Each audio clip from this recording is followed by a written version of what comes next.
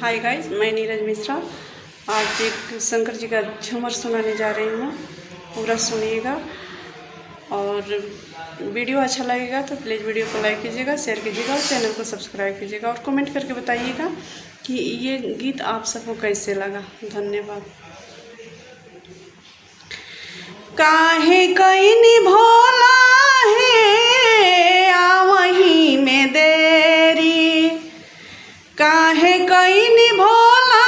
है आवही में देरी,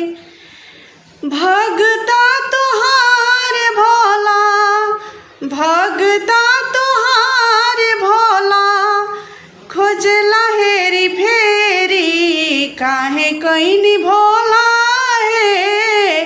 आवही में देरी,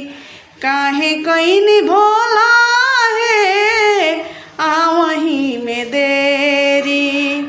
पूड़ी मिठाई रौरा मन ही न भावे, मन ही न भावे रौरा मन ही न भावे, पूड़ी मिठाई रौरा मन ही न भावे, मन ही न भावे रौरा मन ही न भावे, भंगिया के गोलावा, भंगिया के गोलावा, खोजिले हेरी फेरी, काहे कहीं भोला है आवही में देरी, काहे कहीं भोला है आवही में देरी, तो सक तकिया रौरा मन ही न भावे, मन ही न भावे भोल के मन ही न भावे, मेरी गा के छालावा, मेरी गा के छालावा, खोजिल बेरी बेरी, काहे कहीं भोला है आवही में देरी, काहे कहीं भोला है आवही में देरी, कोठा मारी रौरा मन ही न भावे, मन ही न भावे रौरा मन ही न भावे, टूट ही मड़ैया, टूट ही मड़ैया, खोजिल बेरी बेरी, काहे कहीं भोला है आवही में देरी,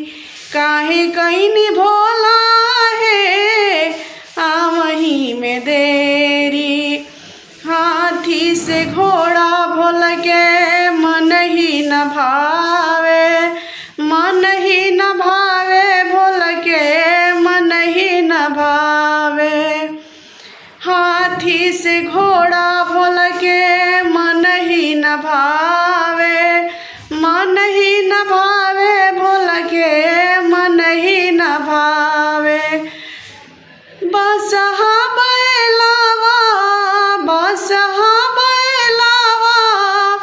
खोजिले बेरी बेरी, काहे कहीं भोला है आवही में देरी,